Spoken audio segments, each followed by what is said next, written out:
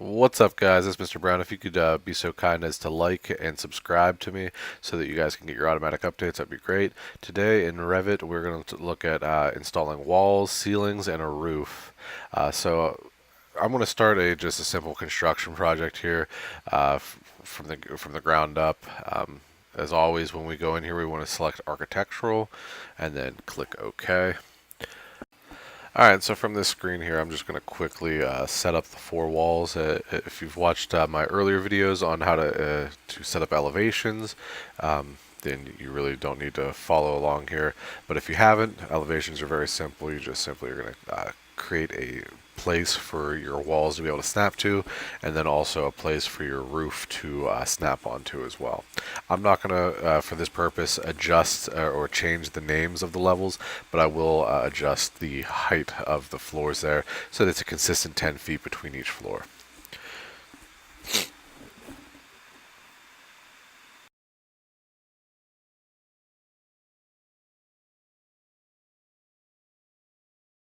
It's important to note here, as I said, that the ground floor is where your walls are going to attach.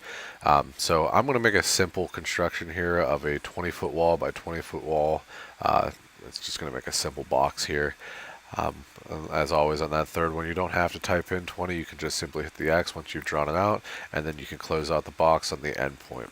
Now, if you take a look here, we have the simple walls put down. But if we go into that elevation view that we had before, the wall is constrained to the bottom, but there's nothing constraining it to the top. So as I've discussed before, you want to select all those walls, and then you want to have it connect to the top of level 2, and that'll give you a nice 10-foot wall. Alright, now that we've done that, we can go back in here and we can start to look at how to create a floor. And we're just going to simply just select floor, and then we're going to click the inside walls of the four walls here. And once that's done, we'll hit the check mark, and once we have that check mark checked, it will install the walls for us, or excuse me, install the floor for us. And the way we know that it's worked is that the screen is turned blue. Another way to tell that the floor has been installed properly is we can go into that 3D view, and you can see that the floor is actually slightly below where the wall starts. Technically speaking, that would be our foundation, and we can go in later in another installment here and show you how that works. And what you saw there is that I've just went into the realistic view and the 3D view to show you what it looks like with the textures. So now that we have the walls in there, or excuse me, the floor in there, we're going to now attach a ceiling on there. Now, it will not allow me to attach it with automatic ceiling, so I actually have to go in and select sketch ceiling. And what I want to do is I want to start from the corner and work my way all the way around.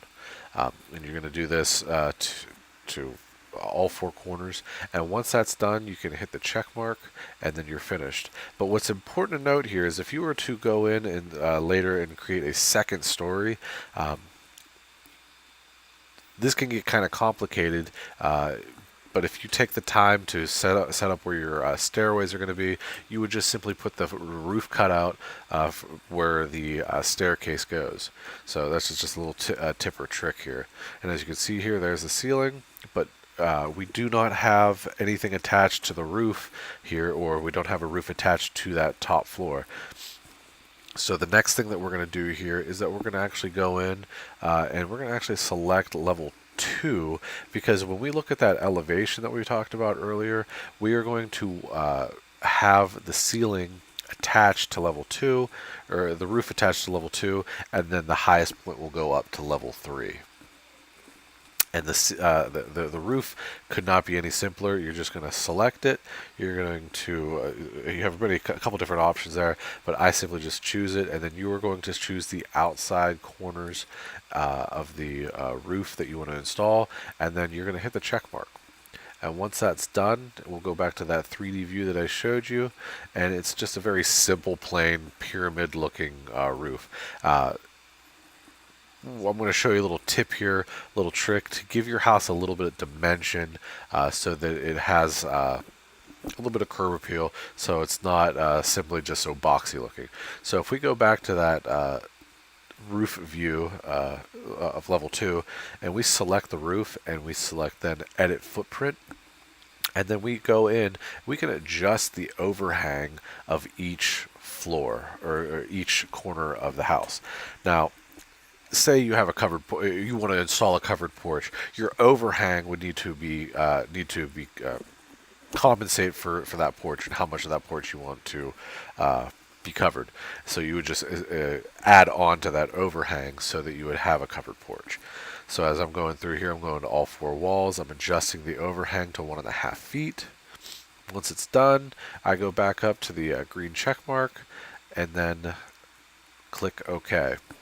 If you find that you go to put in the overhang and it goes inside the house, all you need to do is hit those little arrows to kick it to the outside. I hit the check mark, and just like that, I have a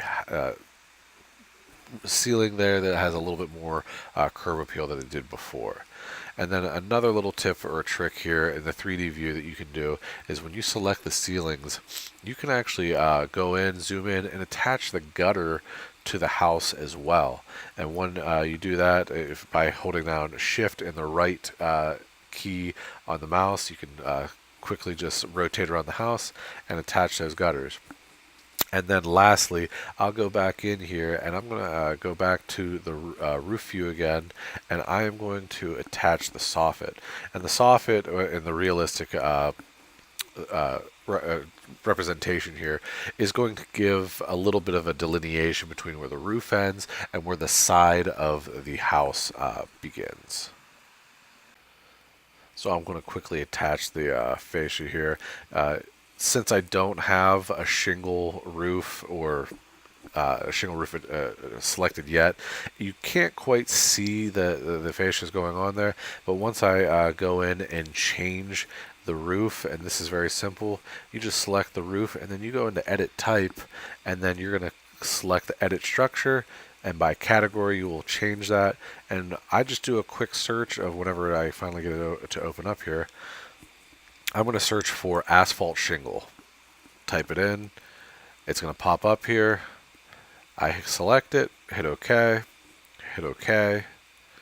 and then make sure that you hit apply and OK. And then when you select out, you got that asphalt shingle on the roof.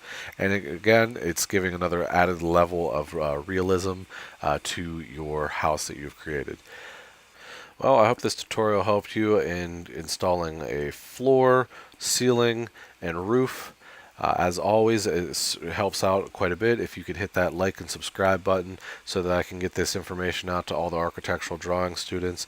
And as always, if you wouldn't mind sharing out the information to everybody else so that they can get this, I would greatly appreciate it. Thanks, guys.